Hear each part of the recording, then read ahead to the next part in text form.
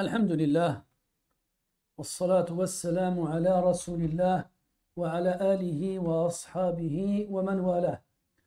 أما بعد، أيها الإخوة الكرام، نلتقي وإياكم في هذه الليلة الكريمة التي هي الحادية عشر من شهر جمادى الأولى لعام 47 و400 وألف للهجرة، الموافقة للأولى من شهر نوفمبر لعام 25 و2000. كعادتنا في ليالي الأحد ننشر المصحف بين أيدينا لتلاوة كلام ربنا ومدارسته فيما بيننا، ولم نزل بصدد الحديث عن سورة ياسين التي وصلنا فيها إلى قول الله تبارك وتعالى: وإن كل لما جميع لدينا محضرون. والليلة بإذن الله عز وجل نواصل الحديث مع الآيات التي تتلو هذه التي وقفنا عليها، سائلين الله عز وجل أن يلهمنا الصواب وأن يرزقنا الهدى والرشاد وأن ينفع بنا البلاد والعباد، إنه كريم جواد. Mes très chers frères, nous nous retrouvons dans cette 11e nuit du mois de Jumada al-Oula de l'an 1447, c'est-à-dire le 1er novembre 2025. Comme chaque samedi soir, nous nous retrouvons à la mosquée afin d'ouvrir ensemble le Coran et de lire la parole d'Allah tabaraka wa ta'ala et de l'étudier et de méditer profondément au sujet de ces versets. Et nous sommes toujours dans la lecture du 36e chapitre coranique qui est intitulé Yassine. Et nous nous sommes arrêtés la semaine dernière à la lecture du 33e ou 32e verset en fonction de la numérotation de certains masahif, dans lequel Allah tabaraka wa ta'ala dit: wa in kullu lamma jami'un ladayna muhdarun. Et absolument tous parmi ceux qui ont été anéantis précédemment seront appelés à comparaître présents devant Allah le jour de la résurrection. Ce soir ensemble, Inch'Allah ta'ala, nous allons voir quelques-uns des versets suivants, le verset sur lequel nous nous sommes arrêtés la semaine dernière, en demandant à Allah Azza wa Jal de nous inspirer ce qui est correct comme parole et compréhension de sa parole, et de nous octroyer la guidée et la droiture, et de faire de ces assises un profit pour les gens et les endroits dans lesquels ils vivent, en lui demandant subhanahu wa ta'ala d'accepter ces modestes actions. قال الله تبارك وتعالى: وإن كل لما جميع لدينا محضرون. وذكرنا أن هذه الآية فيها إثبات البعث، وأن الله تبارك وتعالى يبعث من في القبور. وذكرنا أيضا أن مشركي قريش وغيرهم أنكروا ثلاثة أشياء: أنكروا توحيد الألوهية، أي أن الله تبارك وتعالى وحده مستحق للعبادة، وأن ذلك يستلزم ترك عبادة سواه. وأنكروا البعث بعد النشور واستعظموا ذلك الأمر. وأنكروا أن الله تبارك وتعالى اختار محمدا صلى الله عليه وسلم ليكون إليهم رسولا. وذكرنا أيضا أن كثيرا من السور المكية نزلت لأجل الرد على هذه الأمور التي أنكرتها قريش ومن كانوا على شاكلتهم. ومن بداية سورة ياسين يثبت الله تبارك وتعالى أنه هو الذي يختار في القلوب من يزرع فيها الإيمان، والذي لم يختاره لذلك لم تنفع فيه الاجتهادات. من ذلك قوله تبارك وتعالى: وسواء عليهم أأنذرتهم أم لم تنذرهم لا يؤمنون. كما أنه سبحانه وتعالى وصف الذين ينتفعون بهذا الذكر وهم الذين يخشون ربهم بالغيب. ثم ذكر الله تبارك وتعالى مصير الأقوام الذين أنكروا الرسل التي أرسلت إليهم، وكيف كانت عاقبتهم الوخيمة، وكيف أن الله تبارك وتعالى أهلكهم عن بكرة آبائهم. ثم انتقل الله تبارك وتعالى إلى مرحلة أخرى في هذه السورة وهي إثبات البعث بالحجج العقلية بالأدلة التي يرونها بأم أعينهم ليل نهار صباحا ومساء ولا سبيل إلى إنكارها. Donc, on se souvient, mes très chers frères, qu'Allah tabaraka wa ta'ala a dit dans le verset sur lequel nous nous sommes arrêtés la semaine dernière, وَإِن كُلٌّ لَمَّا جَمِيعٌ لَدَيْنَا مُحْضَرُونَ, qu'ils seront absolument tous, sans aucune exception, présents devant Allah tabaraka wa ta'ala le jour de la résurrection. Et dans ce verset, il y a donc une affirmation de la résurrection après la mort et du rassemblement pour l'ultime jugement. Et on avait vu ensemble que les associateurs de Quraysh et ceux qui étaient comme eux avaient nié 3 éléments essentiels et principaux dans la révélation. La première chose, c'est l'unicité d'Allah tabaraka wa ta'ala dans l'adoration. C'est-à-dire qu'il est le seul à mériter l'adoration, ce qui implique et qui impose le rejet de tout ce qui est adoré en dehors de lui. La seconde chose qu'ils ont nié, c'est qu'Allah tabaraka wa ta'ala allait ressusciter les gens après leur mort. Chose qui pour eux était trop invraisemblable pour y croire. Et la troisième chose, c'est le fait qu'Allah tabaraka wa ta'ala ait choisi Muhammad ibn Abdillah comme prophète et messager. Pour eux, soit il fallait que ce soit un ange ou quelqu'un d'important à leurs yeux.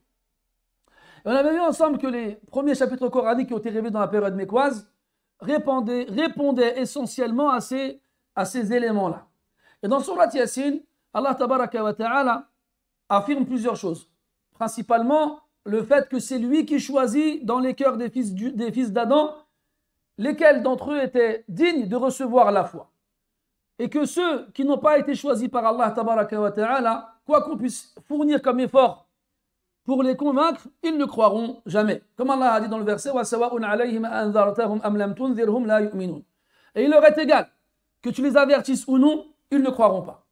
Tout comme Allah tabaraka wa ta'ala a donné les caractéristiques de ceux qui vont tirer profit de cette révélation. Et que parmi ces caractéristiques-là, le fait qu'ils croient en Allah tabaraka wa ta'ala et le craignent dans l'invisible.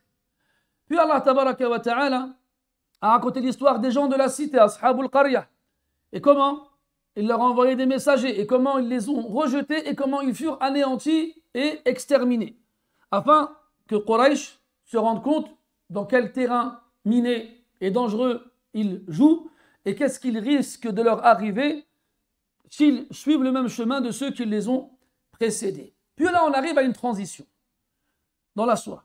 On arrive à une transition, c'est-à-dire à un passage où on change de sujet. Et dans ce passage-là, Allah tabaraka wa ta'ala va leur répondre à cette chose qu'ils ont tant de mal à croire, la résurrection après la mort. Mais il va leur répondre avec des arguments rationnels, des arguments logiques qui vont toucher des éléments qu'ils voient et connaissent et auxquels ils assistent absolument tous les jours et à chaque instant.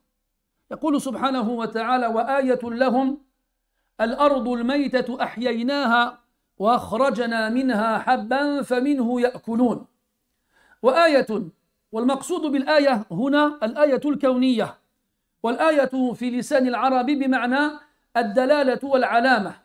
وهذه الآية التي ذكرها الله تبارك وتعالى جاءت منكرة، والتنكير هنا للتعظيم، فمن آياته العظيمة ومن علاماته الباهرة الظاهرة التي تدل على وجود الصانع وقدرته التي لا حد لها.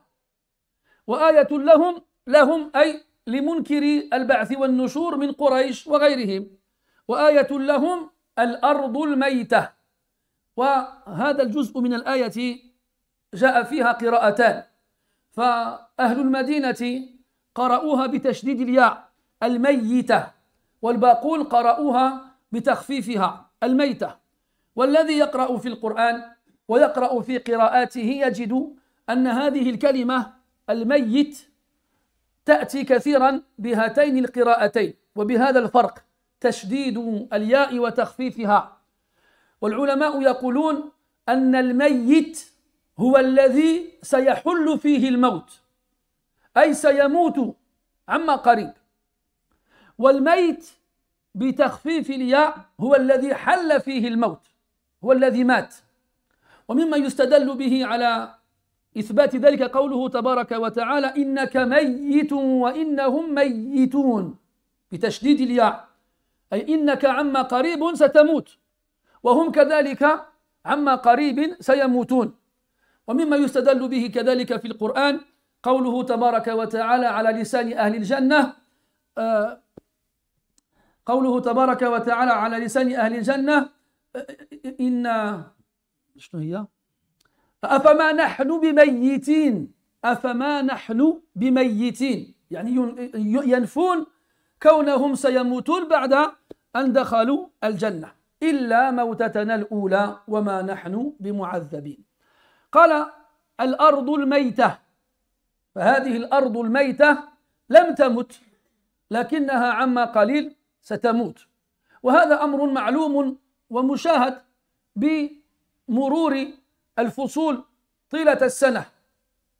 فالذي مثلا يرى الخريف يعلم أن بعد الخريف الشتاء، وأن فصل الشتاء تموت فيه الأشجار وتسقط فيه الأوراق وما أشبه ذلك، كما أنه سيعلم أن بعد مرور هذا الفصل فصل الربيع الذي يحيي الله تبارك وتعالى فيه الأشجار وينبت فيه الأوراق والنباتات وما أشبه ذلك. الميتة. وعلى القراءة الأخرى الميتة هي التي ماتت، حيث لا شيء فيها، حيث إنه قد مات كل شيء نبت فيها. الأرض الميتة أحييناها، والله تبارك وتعالى يحيي الأرض بعد موتها كما ذكر ذلك في القرآن مرارا، وأنه سبحانه وتعالى يحييها بإنزال الماء عليها، وهذا أيضا تكرر في القرآن غير ما مرة، كقوله تبارك وتعالى فإذا أنزلنا عليها الماء اهتزت وربت وأنبتت من كل زوج بهيج، وقوله تبارك وتعالى وما أنزل الله من السماء من ماء فأحيا به الأرض بعد موتها. وآية لهم الأرض الميتة أحييناها وأخرجنا منها حبا. والحب معروف، والحب معروف هو الذي يزرعه الإنسان ويسقي الأرض بعد أن زرعه فيها، ثم ينبت ذلك الحب ويخرج الله تبارك وتعالى منه أرزاقا للناس ولأنعامه. فلذلك قال تعالى بعدها حبا فمنه يأكلون، قال منه والهاء في المضاف إلى الحرف إنما هو عائد إلى الحب، فمنه أي من هذا الحب يأكلون، وقدم المعمول على العامل لإفادة الحصر، كأنهم لا يأكلون إلا من هذا الحب.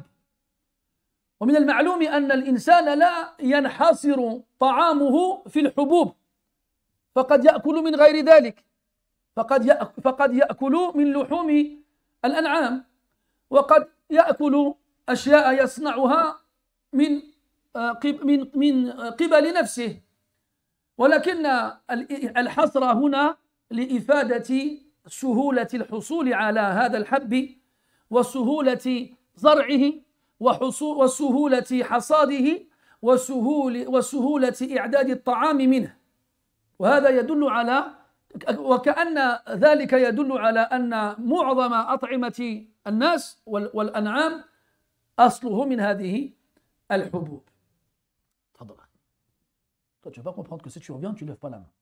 Hein? C'est toujours lui qui me fait le coup en plus. Bismillah. طيب. Je sais que pendant que je parle en arabe longtemps, ceux qui ne comprennent pas l'arabe, ils se disent ouais, je les oublie ou quoi. Ils parlent moins longtemps d'habitude. Mais vous allez voir, Inch'Allah. Plus le temps il passera, plus on parlera longtemps en arabe, Inch'Allah. طيب.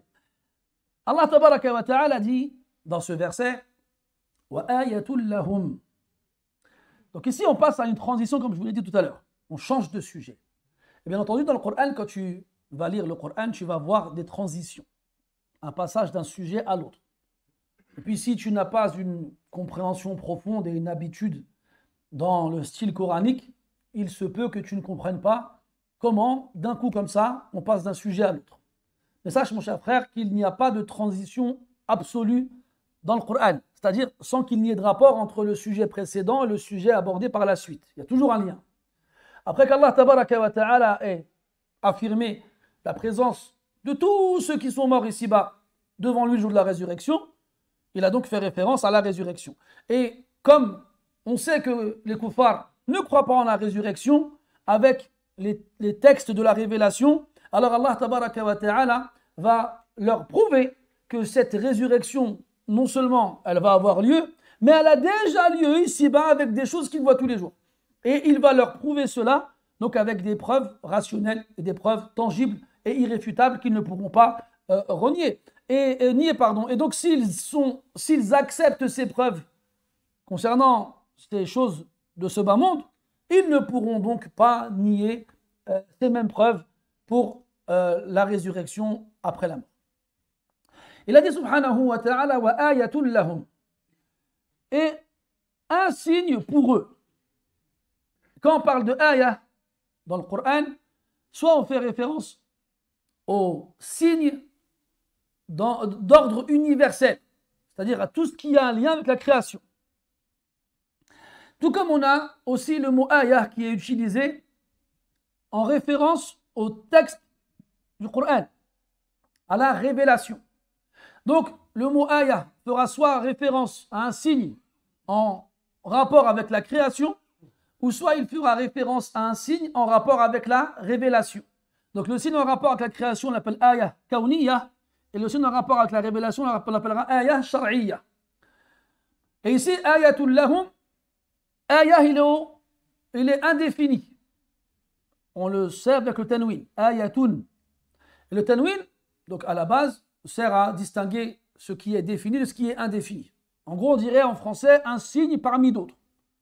Et on a dit que le mot ayah, c'est un signe et c'est aussi un repère. C'est quelque chose qui te permet de reconnaître quelque chose.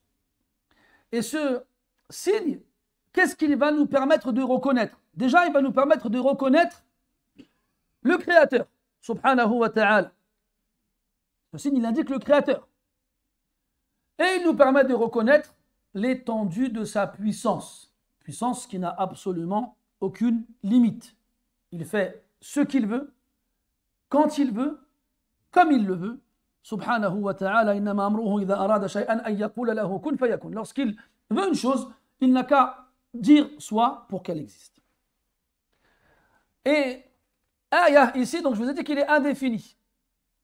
Et le caractère indéfini du nom a pour but de ne pas le distinguer des autres éléments de même nature.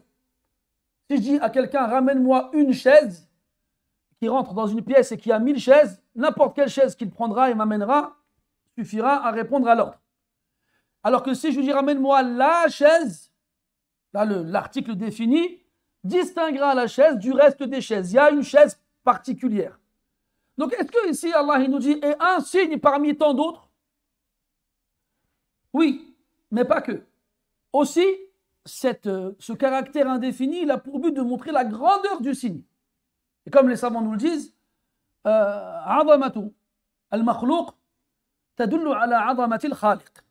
c'est que la grandeur de la créature indique la grandeur du créateur. Et donc, c'est quoi ce signe-là? D'ailleurs, on a d'autres versets où Allah il fait référence à ces signes en rapport avec la création, où il dit wa min ayatihi. Et parmi ces signes, donc là, en annexant le nom au pronom, ces signes, il le rend particulier. Et ici, il dit wa ayatun lahum, sans l'annexer à un pronom, pour lui donner aussi un caractère particulier, mais d'un autre type. Wa ayatun lahum al-ardul mayta, la terre qui va mourir. Et ce verset, il a deux lectures chez les lecteurs. Les gens de Médine, c'est-à-dire Warsh et Qaloun, qui rapportent de Nafi', vont le lire Al-Mayyita. Les autres lecteurs le liront Al-Mayta. Et ce mot-là dans le Coran, Mayt et Mayyit, sont souvent distingués l'un de l'autre par cette différence. Le Ya al-Mushaddad, le Ya dédoublé, Mayyit, ou bien allégé, Mayt. Quelle est la différence entre ces deux façons de dire le mot? Al-Mayyit, avec le Ya dédoublé, fait référence à celui qui va mourir. Et Al-Mayt, avec le Ya allégé, fait référence à celui qui est déjà mort. Et donc, quand tu lis le Coran, tu verras certains versets qui sont lus de la même façon par tous les lecteurs. Comme dans Surat Az-Zumar, où Allah tabaraka wa ta'ala dit Innaka mayyitun wa innahum mayyitun. Allah s'adresse au prophète alayhi salatu wa salam en lui disant tu vas mourir. Ou bien si on traduisait littéralement, on dirait tu es certes mourant. En gros, tu vas mourir. Tu n'es pas mort, mais bientôt tu vas mourir. Wa innahum mayyitun. Et eux, comme toi, bientôt ils mourront. En gros, tu es une créature dans laquelle la mort s'installera un jour ou l'autre. Et quand il dit mayt, alors il fait référence à quelque chose qui est déjà mort. Qui est déjà mort. Ici, Allah Ta'ala dit al-ardul mayta. Donc le verset, il est lu de deux façons. La terre morte, ça y est, il n'y a plus rien de vivant en elle et sur elle. Ou bien al-ardul mayyita, la terre qui va mourir. C'est-à-dire qu'elle est sur le point de mourir. On sait qu'elle va mourir. Soit sur le plan naturel, avec le passage des saisons. Quand tu arrives en automne, tu sais que les feuilles commencent à tomber, petit à petit. Et en hiver, il n'y a plus rien. Puis, après l'hiver, il y a le printemps où les feuilles et les fleurs et les plantes et les graines, etc., se remettent à pousser. Ça, c'est sur le plan naturel. Et sur le plan, on va dire, inhabituel, s'il y a des circonstances qui empêcheront, qui détruiront les terres, comme la sécheresse, etc., etc. Donc ici, Allah Ta'ala, il appelle ceux qui ne croient pas en la résurrection à regarder la terre. Cette terre qu'ils connaissent. Parce qu'à l'époque, vous savez, les gens, ils n'avaient pas 36 000 façons de vivre. Soit il y avait les commerçants, soit il y avait les artisans, soit il y avait les agriculteurs. Et aussi les fermiers, ceux qui élevaient des bêtes. Eh bien, donc, travailler la terre était une chose connue. Travailler la terre, la labourer, semer, récolter, était connu. Et donc, ils savaient bien que la terre, à un moment ou à un autre, elle mourrait. Et qu'après, elle ressuscitait. Allah dit, al-ardul mayyitu, al-mayyitatu, pardon, awil mayyitatu, ahyaynaha, que nous avons ressuscité. Nous lui avons rendu la vie. Et ici, dans ce verset, Allah ne dit pas de quelle façon il lui rend la vie. Mais dans d'autres versets, Allah Azza wa Jalla précise que c'est par le biais de l'eau que la terre est ressuscitée. وَمَا أَنزَلَ اللَّهُ مِنَ السَّمَاءِ مِن مَّاءٍ فَأَحْيَا بِهِ الْأَرْضَ بَعْدَ مَوْتِهَا. Est-ce qu'Allah a fait descendre comme eau du ciel avec laquelle il a fait revivre la terre après sa mort?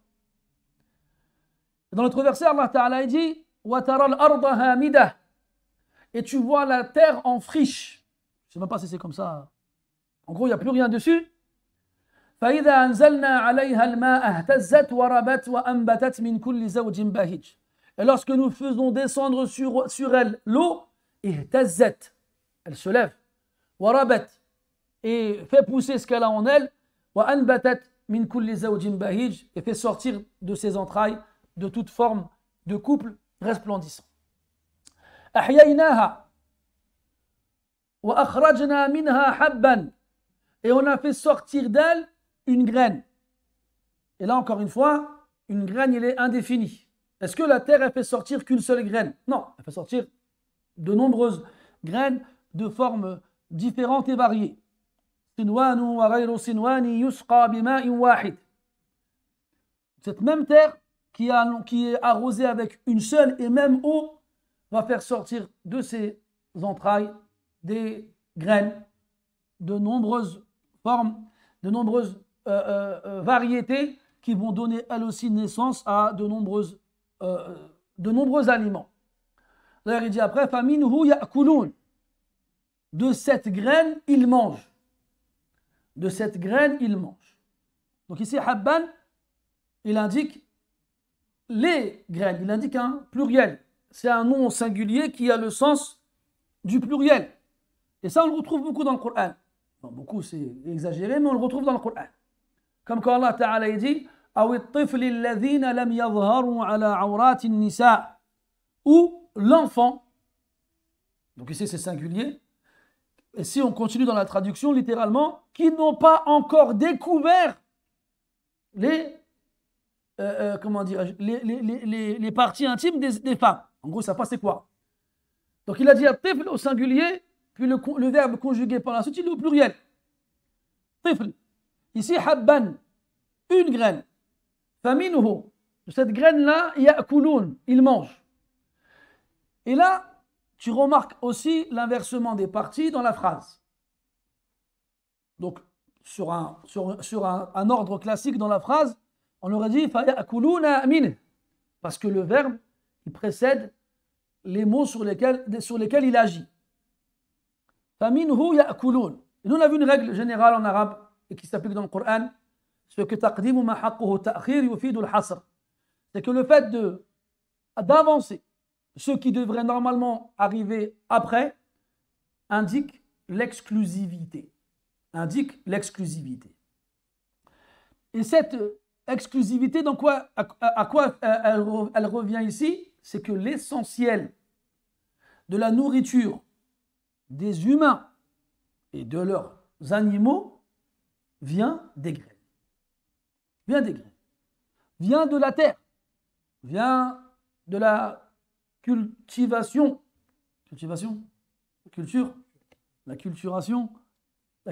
pardon. Je savais que je m'avançais dans un terrain miné. Hein. Vous rigolez, hein? C'est possible de rigoler quand on est de l'autre côté. Hein. De la culture, de la terre et de donc ce qu'on va en récolter. فَمِنْهُ يَأْكُلُونَ. Allah dit dans le verset Inna Allah faliqul habba wa faliqul habbi wan nawa. Allah est celui qui fend la graine et le noyau. Quand on dit qu'il la fend, c'est qu'il l'ouvre, et de cette graine et de ce noyau sortira l'arbre dans lequel poussera d'autres fruits ou d'autres légumes du même genre. Après il dit yukhrijul hayya min al-mayyit wa mukhrijul mayyit min al-hayy.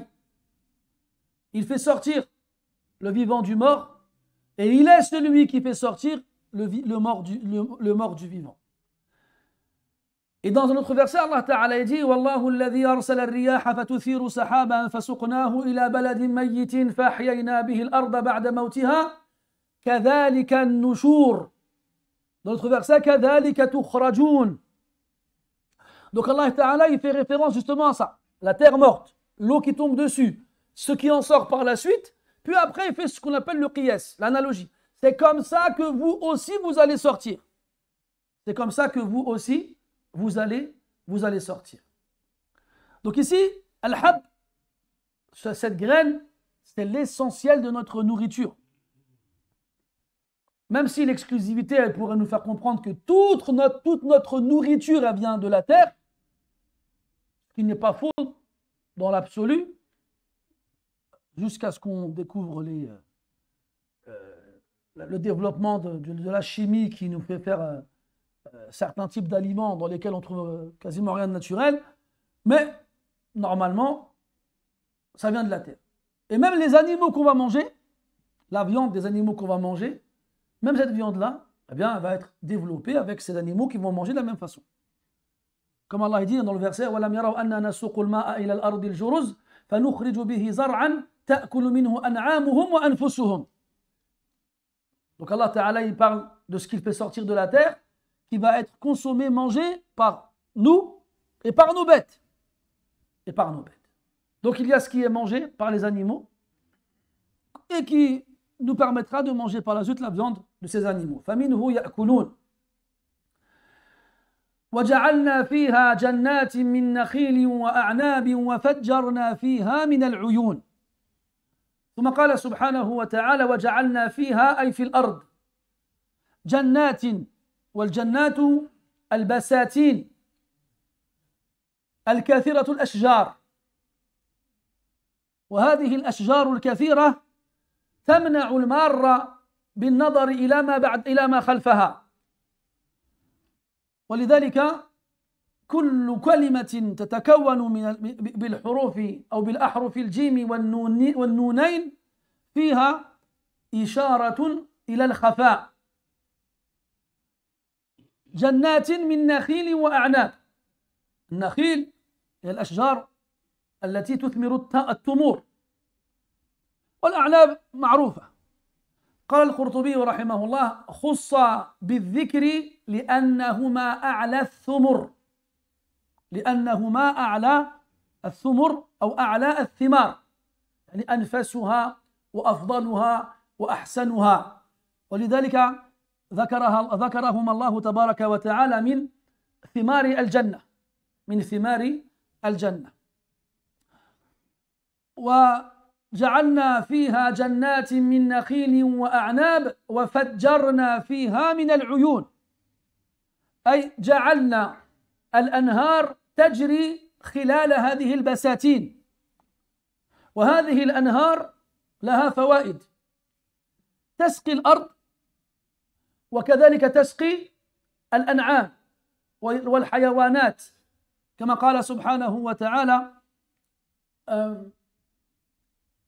هي آتية وإن لكم في الأنعام لعبرة نسقيكم أو نسقيكم مما في بطونها فالله تعالى يسقي الأنعام ثم يسقينا بما في بطونها من ألبان وهذا عائد إلى ما قلناه آنفا من أن الله تبارك وتعالى يطعم الأنعام بهذه الحبوب ثم نحن نأكل من لحومها وهنا يسقي الله تبارك وتعالى هذه الأنعام بهذه المياه ثم يسقينا سبحانه وتعالى بما يخرج من ألبان من ألبانها من بطونها من ألبان وفجرنا فيها من العيون في الله تعالى dit par la suite وجعلنا فيها جنات من نخيل وأعناب et nous avons donc mis dans cette terre morte qu'on a ressuscitée des jardins jannat et le mot jannat donc fait référence à des jardins qui sont entourés par de nombreux arbres. Et la présence de ces arbres-là sert à cacher ce qui se trouve derrière. Et Allah, il a appelé le paradis Jannah en référence justement au fait qu'il soit caché des yeux. Comme le dit dans le hadith al-Qudsi, أعددت لعبادي الصالحين في الجنة ما لا عين رأت ولا أذن سمعت ولا خطر على قلب بشر فاقرأوا إن شئتم فلا تعلم نفس ما أخفي لهم من قرة أعين. Comme il a été rapporté dans le hadith al-Qudsi, où Allah tabaraka wa ta'ala dit j'ai préparé à mes serviteurs pieux au paradis ce qu'aucun œil n'a jamais vu, ni aucune oreille n'a entendu, ni aucun cœur humain n'a jamais imaginé.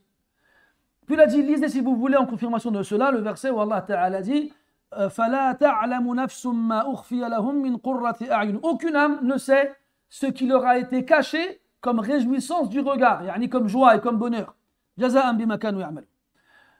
Donc, Al-Jannah, c'est ce paradis caché des yeux que jamais personne n'a vu ou ne verra. Yani ici-bas.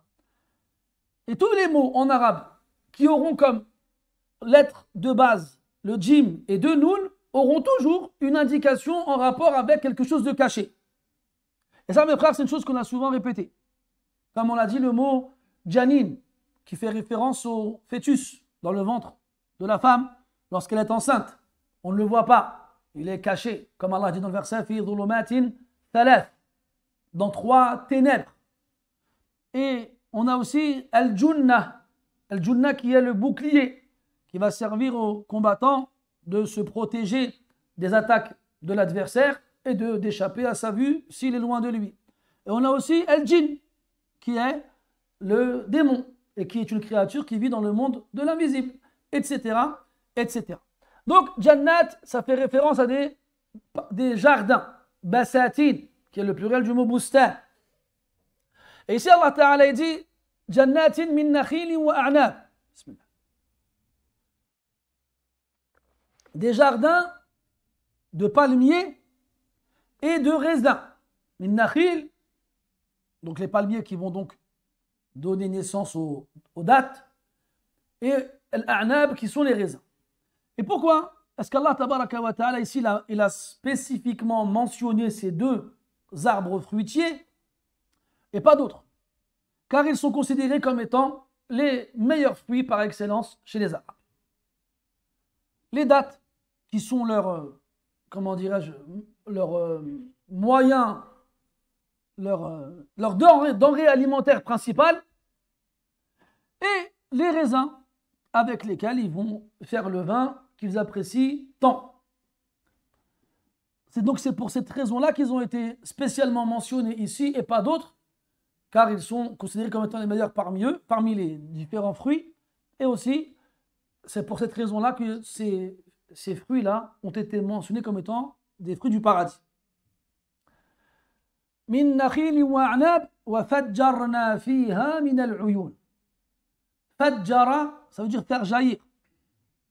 Al-ikhraj biquwwa, faire sortir quelque chose avec force, jaillir. Et nous avons fait jaillir dans ces jardins min al-uyun, des sources. Uyun, pluriel de ayn, qui fait référence ici aux sources. Des sources qui coulent, des fleuves, des ruisseaux, des points d'eau. Ces points d'eau qui vont jaillir. Donc avant, Allah Tabaraka wa Ta'ala, indirectement ou implicitement, il a évoqué la descente de la pluie, la descente de l'eau qui vient du ciel, qui va servir à ressusciter la terre.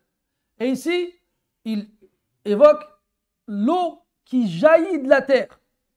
C'est donc une eau qui se trouve dans la terre ou sous la terre. Et donc, l'eau, elle vient du ciel, elle vient d'en dessous de la terre. Il y en a qui vont dire, oui, mais c'est normal, il y a des nappes phréatiques, l'eau, quand elle est avalée par la pluie, elle est avalée par la terre, elle se retrouve dans cette nappe phréatique, etc., etc. Oui, c'est vrai, mais pas que. Allah, dans le Coran, nous parle de pierres desquelles jaillissent l'eau. Wa inna minha lama yatafajjaru minhu al-anhar. Et cette pierre-là, elle a avalé l'eau? Ou bien elle a à l'intérieur d'elle une nappe phréatique? Une fois, je regardais un reportage. J'aime bien les reportages. Et c'est des gens qui ont voulu voir d'où est-ce que l'eau du Nil provenait. Ce qui est connu chez les scientifiques, c'est qu'elles viennent de, je ne pourrais plus vous dire dans quel pays exactement, je crois que c'est en Tanzanie. Il y a une grande chute là-bas qu'on appelle les chutes de la reine Victoria. En Tanzanie, la reine Victoria. Bon, bref. Le muhim. Donc, ce qui est connu, c'est que le Nil proviendrait de là-bas. Ils ont dit, ils ont voulu en avoir le cœur net. Alors, ils ont pris une voiture et puis ils ont roulé le long du Nil. Je ne sais pas si vous vous rendez compte, mais c'est des milliers de kilomètres. Et ils ont vu que l'eau qui tombait dans ces chutes, je dis Tanzanie, mais je ne suis pas sûr, mais c'est dans cette région-là, elle-même, elle venait de plus loin. Et ils ont continué, ils sont arrivés où? Ils sont arrivés à une zone rocailleuse, il n'y a que des rochers, des cailloux. Et il y a un tout petit filet d'eau qui sort du milieu des cailloux. C'est ça qui est l'origine du Nil. Comment ça se fait qu'il y ait de l'eau qui sort de là? Et dans la sunna, le prophète nous a dit, sallallahu alayhi wa sallam, qu'il y a deux fleuves sur terre qui font partie des sources du paradis. Et l'un de ces deux fleuves, c'est le Nil. L'autre, c'est lequel? Furat, Ahsant, le Frat. Al-Muhim, ça pour vous dire que Allah, dans ce verset, il a dit « Wa fajjarna fiha min al-uyun » On a fait jaillir dans ces jardins des sources. Allah Ta'ala, il fait sortir l'eau en la faisant descendre du ciel et en la faisant sortir de la terre. Et souviens-toi, à la fois de l'histoire de Nuh, alayhi as-salam, quand Allah Ta'ala, il a ordonné le déluge, il a ordonné au ciel de lâcher tout ce qu'il avait comme eau et à la terre de lâcher tout ce qu'elle avait comme eau. كذبت قبلهم قوم نوح فكذبوا عبدنا وقالوا مجنون وازدجر فدعا ربه أني مغلوب فانتصر ففتحنا أبواب السماء بماء منهمر وفجرنا الأرض عيونا فالتقى الماء على أمر قد قدر. Donc dans ce passage de Surat Al-Qamar, Allah Ta'ala il nous dit qu'il a ouvert les portes du ciel afin que l'eau tombe en grande quantité. وفجرنا الأرض عيونا, et on a fait sortir de la terre ses sources. Et ainsi l'eau s'est retrouvée, s'est réunie, l'eau du ciel et l'eau de la terre. Et dans Surat Hud, quand Allah Ta'ala nous parle de la fin du déluge, qu'est-ce qu'il dit?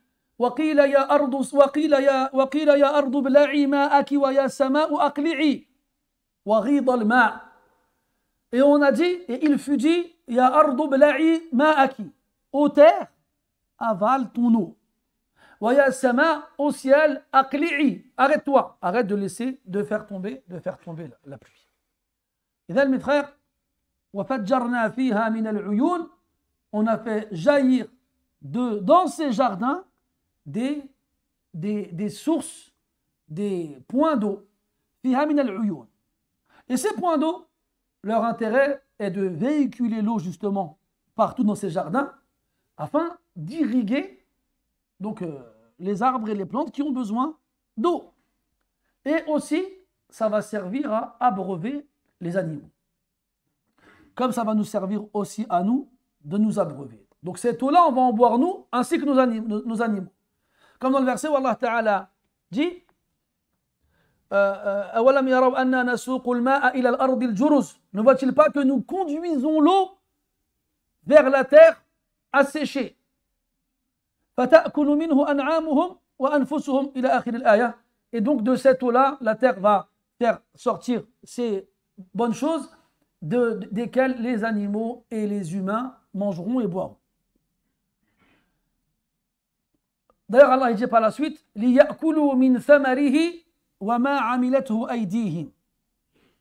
لِيَأْكُلُوا اللام تعليلية إذا دخلت على الفعل المضارع نصبته، وعلامة نصب الفعل المضارع إذا التحقت بآخرها النون حذفها كما هو معلوم عند الجميع. ليأكلوا من ثمره. ويجوز أن تكون هذه اللام للأمر فيكون الفعل عندئذ مجزوما وإن كانت العلامة لم تتغير كما هو أيضا معلوم عند الجميع. Tu sais les blagues d'un télo quand il n'y a que lui qui rigole et les intellos comme lui. المهم ليأكلوا من ثمره. قرأ حمزة والكسائي بضم الثاء والميم ليأكلوا من ثمره، وقرأ الباقون بفتحهما. والثمر والثمر والثمار ما يخرج من الأرض وما ينبت في الأشجار مما هو مأكول ومطعوم. ليأكلوا من ثمره وما عملته أيديهم. فالأصل ما يخرج من الأرض ثم يأخذه الإنسان ويضيف إليه بعض المواد ويجعل بهذه المكونات أشياء كثيرة، أطعمة عديدة مما هو معلوم عند الجميع. ليأكلوا من ثمره وما عملته أيديهم أفلا يشكرون. فهنا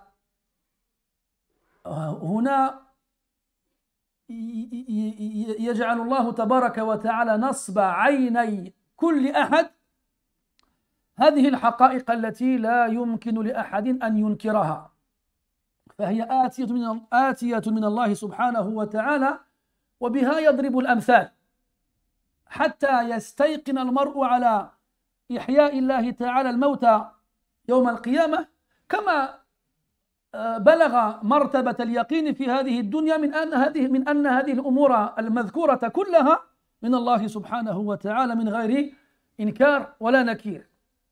Puis Allah Ta'ala dit par la suite لِيَأْكُلُوا مِنْ ثَمَرِهِ.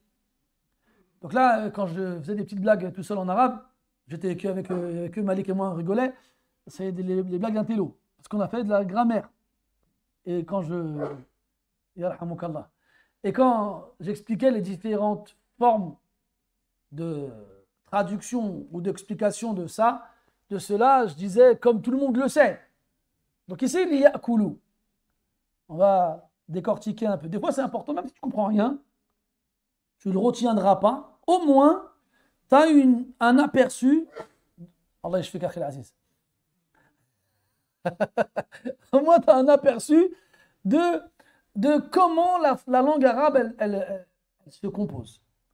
Donc, on a des huruf, qu'on appellerait nous en français des préfixes ou des articles ou bien des adverbes ou bien en français on a plein de mots différents pour les désigner. En arabe c'est un harf. Le harf, si tu connais un petit peu, tu sais que c'est une lettre. Les lettres c'est huruf al-bina. Huruf al-bina c'est les lettres de l'alphabet. Et huruf al-i'rab c'est les lettres, les mots qui vont avoir une incidence sur le mot qui va les suivre, sur le nom ou le verbe qui va les suivre. Bref, le lam qui précède le verbe, ici, il y a koulou. Je demande à quelqu'un qui ne connaît pas l'arabe. D'accord oui, machallah, vous connaissez tous l'arabe, Allah yabarak. Il y a combien de mots dans l'iya'koulou? Même ici, l'iya'koulou. Pour toi, il y a combien de mots ici? Qui a répondu là que je ne vais pas demander de répondre? Il est où? Hein? 3 ou 4? Il n'est pas sûr. Donc celui qui a répondu tout à l'heure, il est où? 3? Ahsan. 3. Mais toi, tu comprends l'arabe, toi, Yak? Ah non, tu ne veux pas répondre normalement. Li-ya'kulu. On a 3 mots ici. On a le lam, li. Ya'kul, le verbe, et le waw à la fin, ou. Li-ya'kulu. Donc le lam au départ, c'est une préposition. C'est le mot que je cherchais tout à l'heure. Même si ce n'est pas vraiment correct en français de dire préposition, parce qu'en français, les prépositions ne précèdent pas, n'ont pas d'incidence sur les verbes. Ça, c'est notre histoire. Donc, c'est une préposition ou une conjonction. D'accord? Et cette conjonction-là, elle peut avoir 2 fonctions. Soit, elle indiquera la causalité, qu'on traduira par afin que vous mangiez. Soit, elle indiquera l'impératif pour que vous mangiez.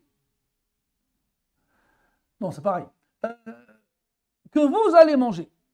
Que vous allez manger. Donc là, il y a une indication d'ordre. Et ces 2 particules ici, ces 2 prépositions, elles sont les mêmes en arabe. Li. Et l'impact qu'ils auront sur le verbe sera le même. Mais elles ont un sens différent. Li ya'kul. Donc là, il y a 3 mots. Il y a le lam, le verbe, akala, et le pronom qui fait office de verbe, le waw à la fin. Li ya'kulu. Donc on dira soit afin qu'il mange, pour exprimer la cause. Donc Allah Ta'ala, il a fait descendre du ciel une eau avec laquelle il a ressuscité la terre. Puis, il a fait sortir de cette terre-là une graine avec laquelle il a fait des jardins dans lesquels on trouve des palmiers et des raisins. Et il a fait sortir de ces jardins des ruisseaux qui irriguent ces jardins et qui serviront de boisson aux êtres vivants. Tout ça, pourquoi? Pour que vous en mangiez, vous. Tout ça pour que ça vous soit utile à vous. Pour que ce soit votre nourriture. Vous et vos animaux. Liya'kulu. L'autre éventualité, l'autre fonction grammaticale, c'est l'impératif. Vous allez en manger. Parce que vous ne pouvez pas vous en passer.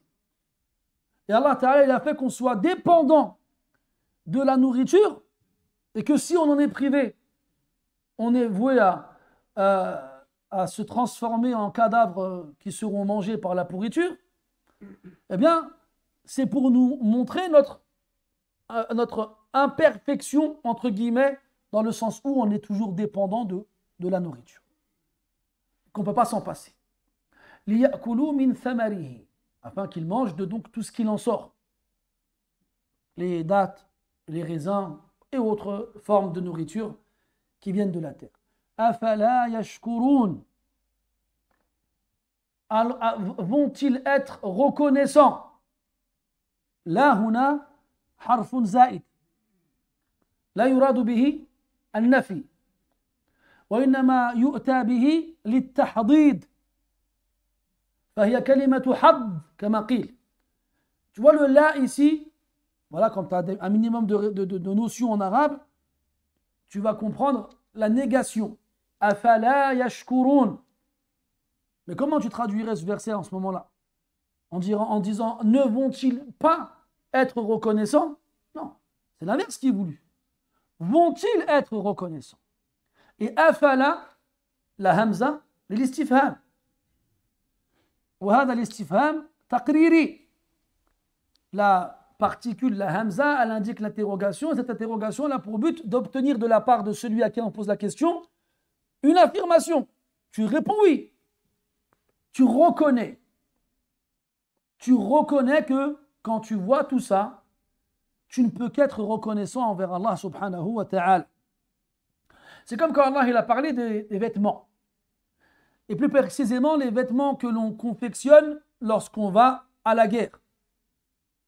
Il a dit subhanahu wa ta'ala en parlant du prophète Daoud alayhi salam وَعَلَّمْنَاهُ صَنْعَةَ لَبُوسٍ لَكُمْ لِتُحْصِنَكُمْ مِنْ بَأْسِكُمْ فَهَلْ أَنْتُمْ شَاكِرُونَ. Comme quoi Allah tabaraka wa ta'ala il a appris à Daoud alayhi salam comment coudre, confectionner des côtes de mailles. Comme il dit dans notre verset, وَأَلَنَّا لَهُ الْحَدِيدِ. On lui a adouci, assoupli le fer. Parce que c'est fait avec du fer. Ces gilets que mettaient les combattants sous leurs armures. Donc, وَعَلَّمْنَاهُ صَنْعَةَ لَبُوسٍ لَكُمْ لِتُحْصِنَكُمْ مِنْ بَأْسِكُمْ, afin qu'elle vous protège du mal que vous faites les uns les autres. فَهَلْ أَنْتُمْ شَاكِرُونَ. Alors, est-ce que vous êtes reconnaissants? Et ici, أَفَلَا يَشْكُرُونَ, vont-ils être reconnaissants? Et le là ici n'indique pas la négation, mais indique plutôt l'incitation, le fait d'inciter à la reconnaissance. وكيف يكون الشكر؟ قال العلماء يكون الشكر بأمور ثلاثة. بالاعتراف من أن النعمة من الله سبحانه وتعالى لقوله عز وجل وما بكم من نعمة فمن الله فيجب أن تعتقد اعتقادا جازما أن المنعم عليك هو الله سبحانه وتعالى لا أحد سواه. والأمر الثاني هو أن يجري الشكر على لسانك فيلهج لسانك بالشكر دائما وأبدا بقولك الحمد لله والشكر لله. والأمر الثالث أن تستعمل هذه النعم في طاعة الله وما في رضاه وألا تستخدمها في غير ذلك. فإذا اجتمعت هذه الأمور الثلاثة كنت إذن من الشاكرين وإلا فلا. وكم مرة جاء في القرآن الأمر بالشكر واشكروا لله إن كنتم إياه تعبدون أن اشكر لي ولوالديك إلي المصير واشكروا نعمة الله إن كنتم إياه تعبدون فاعبدوني فاذكروني يذكركم واشكروا لي ولا تكفرون وكونوا من الشاكرين إلى آخره. مع أن الله تبارك وتعالى جبل الإنسان على محبة من أحسن إليه والناس فيما بينهم ينكرون على من لا يشكر لمن أحسن إليه وهو مثله من البشر فكيف بمن لا يشكر رب البشر سبحانه وتعالى. أفلا يشكرون. Donc on a dit ici on a une particule qui indique l'interrogation qui a pour but d'inciter celui à qui on s'adresse à répondre et à reconnaître la réponse, car il la connaît. Et que là, ici, n'indique pas la négation, mais indique l'incitation. Yashkurun, afin qu'ils soient reconnaissants. Comme on dit, qu'ils disent merci, qu'ils remercient. Que shakara, on le traduit en français par remercier. Et tu trouveras shakarahu wa shakara lahu.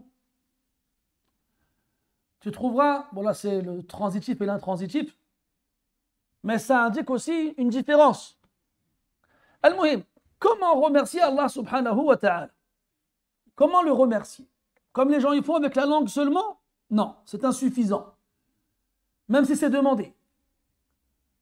Les savants nous disent que faire preuve de gratitude et être reconnaissant envers Allah tabaraka wa ta'ala réunit trois choses. Elles doivent être toutes les trois présentes. Si l'on manque une, il n'y a pas de gratitude, ni de reconnaissance, ni de remerciement. La première, c'est de reconnaître avec son cœur qu'Allah tabaraka wa ta'ala est celui qui est à l'origine du bienfait. Ce qui veut dire qu'on ne doit pas attribuer l'origine du bienfait autre qu'Allah subhanahu wa ta'ala. Allah dit dans le verset وَمَا بِكُم مِّن نِعْمَةٍ فَمِنَ اللَّهِ. Tout ce qu'il y a comme bienfait vous touchant, vous concernant, il vient d'Allah subhanahu wa ta'ala. Tout, absolument tout. La deuxième chose, c'est que cette gratitude, cette reconnaissance et ce remerciement coulent régulièrement sur la langue. C'est-à-dire qu'on l'exprime verbalement. Qu'on dise régulièrement Alhamdulillah wa shukru lillah. Ça, les gens, ils le font. Et encore. Et même des fois, quand ils le font, ils ne le font pas forcément bien. On a souvent parlé de cette expression qui est très répandue, très entendue de la part de beaucoup de musulmans. Ils se rencontrent le matin, le soir, dehors, à la mosquée, au marché, n'importe où.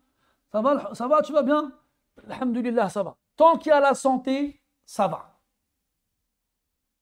On ne dit pas que avoir la santé, c'est une mauvaise chose. Bien sûr que c'est une bonne chose. Alhamdulillah. Comme ils disent les Arabes, comme ils disent les Arabes, la santé est une couronne sur la tête des gens en bonne santé que seuls les malades voient.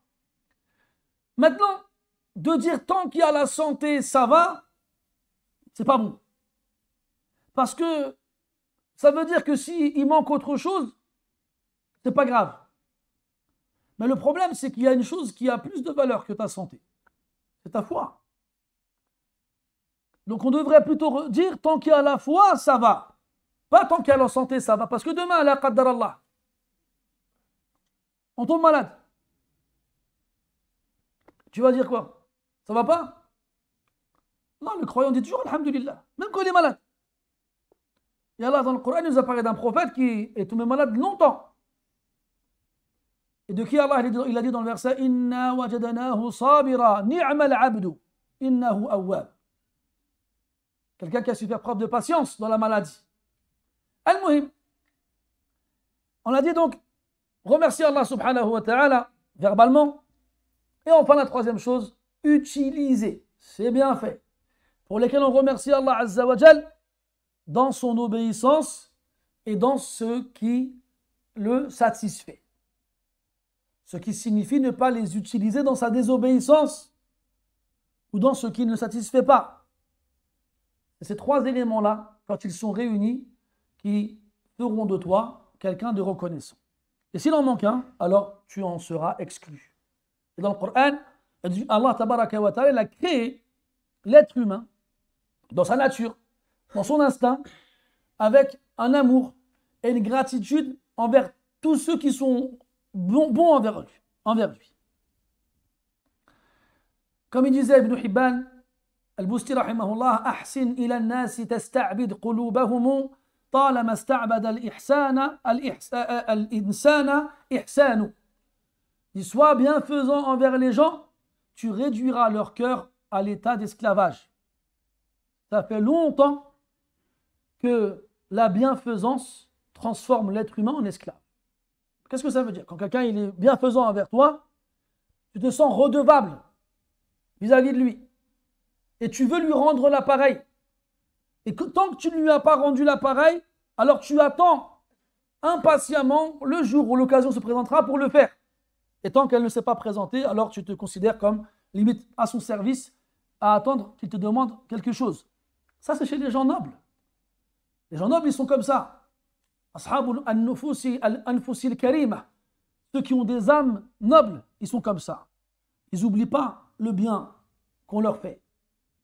Et ils sont reconnaissants et pleins de gratitude. Ça, c'est entre des humains. Qu'est-ce qu'on doit dire alors envers le Seigneur et le Créateur des humains, subhanahu wa ta'ala? Et regarde le nombre de versets où Allah ta'ala il nous ordonne d'être reconnaissants envers lui, malgré le fait qu'il nous ait créé instinctivement. Il a créé cette reconnaissance envers celui qui est bienfaisant envers nous, instinctivement. C'est celui qui a une âme noble. Et dans le Coran, Allah Ta'ala dit Fadhkuruni yadhkurkum washkuruli wa la takfurun.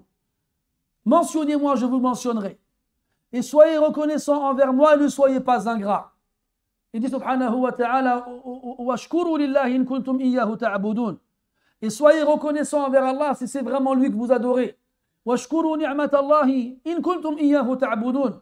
Et soyez reconnaissants envers les bienfaits d'Allah, vis-à-vis des bienfaits d'Allah, si c'est vraiment lui que vous adorez. Donc Allah, il te demande et t'ordonne d'être reconnaissant. Il a même dit au prophète, alayhi salatu wasallam, wa kun minash shakirin. Et fais partie des reconnaissants. Sois avec eux. Et là, Allah, il dit, afala yashkurun. Et ça arrive des fois, toi, avec tes enfants à la maison, tu fais les courses et tu ramènes les gâteaux préférés de tes enfants. Et un enfant, là, direct, tu vas rigoler là. Et là, l'enfant, il voit son gâteau préféré ou sa boisson préférée, il est content.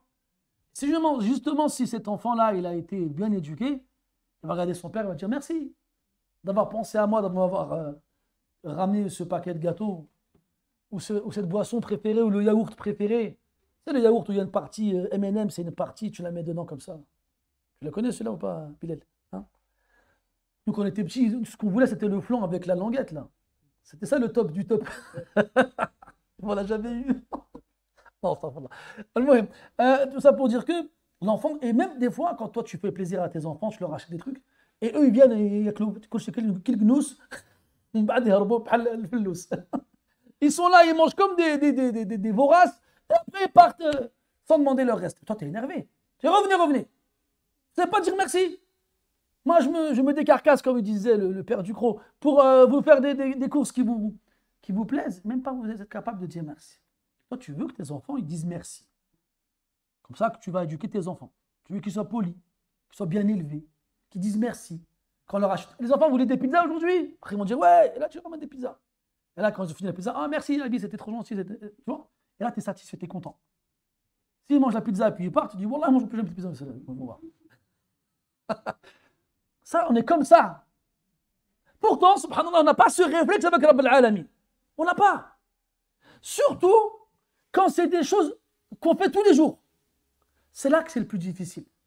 Parce que toi, dans cette société capitaliste, où tu n'es qu'un écrou dans le rouage du mécanisme, tu travailles le matin, tu vas au travail, tu rentres le soir, tu fais ça tous les jours, et à la fin du mois, tu reçois ton salaire, ou au début du mois d'après. Le salaire, il rentre, tu fais les courses. Tu ramènes à manger chez toi. Tes enfants, ta famille mangent de ce que tu as acheté. Et toi, dans cette logique, tout ce que tu vois, c'est que c'est toi, par tes efforts, qui a rempli le frigo et les placards. Alors, tu n'acceptes pas que ceux qui sont chez toi vident ces frigos et ces placards sans te dire merci. Alors que toi-même, tu bénéficies des bienfaits d'Allah Azza wa Jal et tu ne dis pas merci. كيف ترضى لربك ما لا ترضاه لنفسك? Comment tu peux accepter pour ton Seigneur ce que tu n'acceptes pas pour ta propre personne? Et ça, c'est un gros problème. Allah dit dans le verset وَإِذْ تَأْذَنَ رَبُّكُمْ لَإِنْ شَكَرْتُمْ لَأَزِيدَنَّكُمْ. Et Allah tabaraka wa ta'ala, ça c'est extraordinaire, il nous donne sans qu'on lui demande. Et il nous donne ce qu'on lui demande. Et il nous donne plus que ce qu'on lui demande. وآتاكم من كل ما سألتموه وإن تعدوا نعمة الله لا تحصوها. Il vous a donné de tout ce que vous lui demandez. Et si vous comptiez les nombres de bienfaits qu'Allah vous a généreusement donnés, vous ne pourriez pas les dénombrer, les quantifier. Et il nous a instinctivement, il a créé en nous cet instinct de reconnaissance et de gratitude envers celui qui nous fait du bien. Et il nous rappelle dans le Coran qu'il faut le remercier. Et il nous dit que si on le remercie, il nous rajoute. Et avec tout ça, on ne le remercie pas. Et avec tout ça, on se plaint. Quand on est privé justement de ses bienfaits. Mais la vraie question, mes frères, c'est est-ce qu'on les mérite? Mathalan, tu as ton train-train, tu as ta maison, tu payes ton loyer, tes factures, tu as ta voiture, tu payes l'assurance, l'essence, tu fais tes courses, tu as ton travail, tu as ton train-train. Demain, ينقلب ذلك كله بين عشية وضحاها كما حصل لكثير من الناس ولم يزل يحصل بهم. Demain, tout ça se bouleverse. Tu perds tout. Tu vas au travail, ton patron, il t'appelle, licenciement économique, merci, bonne continuation. Tu arrives à la maison, joint de culasse. Et bien sûr, le compte en banque, il ne te permet pas d'acheter une autre. Tu arrives à la maison, ta femme te dit quoi? Le frigo l'a lâché. Le frigo l'a lâché. Le congélateur. Tu sais, quand tu mets le ham t'as l'Eid, tu dis, ah, j'ai mangé l'Eid pendant.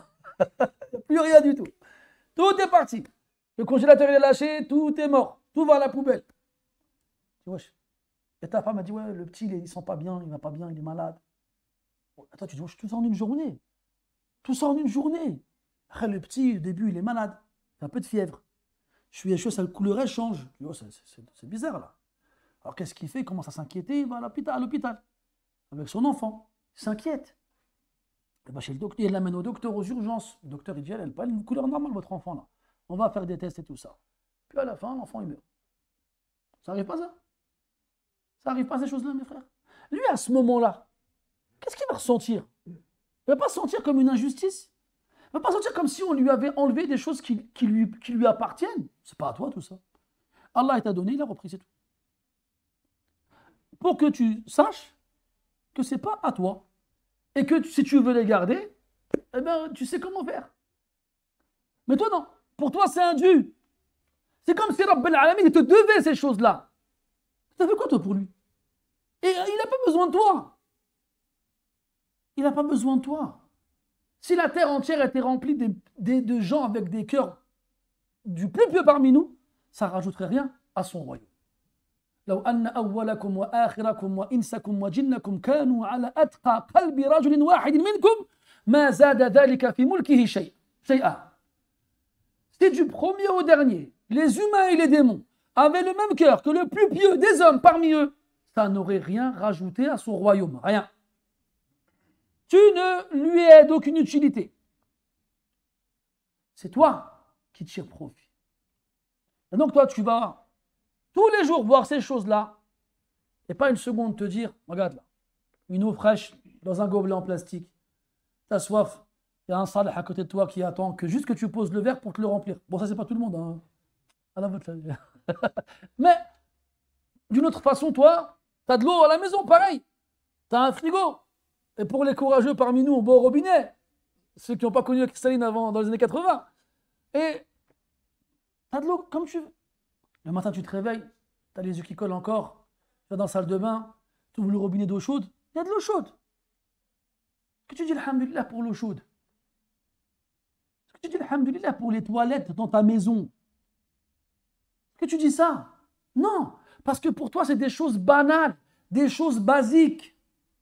On avait vu dans le hadith de Aïcha radiallahu anha que les femmes à l'époque du prophète, alayhi salatu wassalam, elles devaient limiter leur nourriture pour aller aux toilettes une fois par jour. Une fois par jour.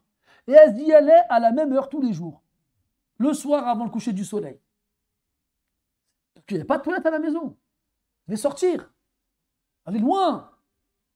Vous connaissez les hadiths où il y a des compagnons qui se réveillaient avant le fajr en janaba, ils faisaient tayammum. Parce qu'ils savaient très bien que se laver avec de l'eau froide alors qu'il fait froid, c'était une cause de maladie qui pouvait être mortelle. Tu penses à ces choses-là tout le matin? Tu te réveilles en janaba, tu dis, oh flemme, je dois prendre une douche. Ça tu te dis. Mais tu te dis pas, j'ai quand même de l'eau chaude dans ma salle de bain, quelques mètres. Avec du savon, du shampoing. Tu sais, des petits trucs comme ça que tu mets sur ton corps qui sont moelleux et tout ça là. Tu dis, alhamdulillah, afala yashkurun. Wallahi, mes frères, il faut vraiment qu'on se remette en question sur ce genre de verset. Afala yashkurun. Quand tu vas au marché, tu vois des légumes de toutes les couleurs, des fruits de toutes les couleurs. Tu vois des légumes qui ne sont pas normalement censés être présents dans cette saison, eh bien ils sont là. Tu as des légumes qui ne poussent pas dans ton continent. Il y a des mangues en Europe? Non. Et pourtant, tu as des mangues au marché.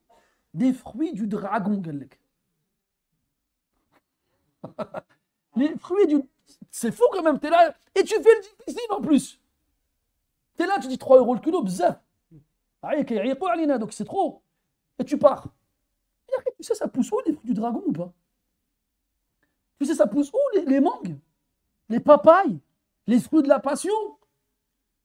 Wallah ya ikhwani, bin ni'am, ou bi shukri tadoum ni'am, ou bi kufriha tazoul, ou bi kufri tazoul. Ça veut dire que c'est par la gratitude que les bienfaits, ils perdurent. Et par l'ingratitude, ils finissent par disparaître. Mata'un qalil. Et ça, dans le Coran, Allah, il l'a dit dans plein de versets. وَضَرَبَ اللَّهُ مَثَلًا قَرْيَةً كَانَتْ آمِنَةً مُطْمَئِنَّةً اسمع بعدها يأتيها رزقها رغدا من كل مكان ألسنا أقرب الناس إلى هؤلاء اليوم فكفرت بأنعم الله فذاقها الله لباس الخوف والجوع بما كانوا يصنعون. Regarde ce verset, il est extraordinaire.